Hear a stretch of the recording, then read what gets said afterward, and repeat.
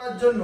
হযরতে আদম আলাইহিস সালামের বডি মুবারক তৈরি করার জন্য আমার শহনशाह জিরেকার গরিব কা গমসার আহমদ মুখতার নবী মুহাম্মদুর রাসূলুল্লাহ সাল্লাল্লাহু তাআলা আলাইহি ওয়াসাল্লাম নবী আমার বলতে আছে যখন হযরতে আদম আলাইহিস সালামের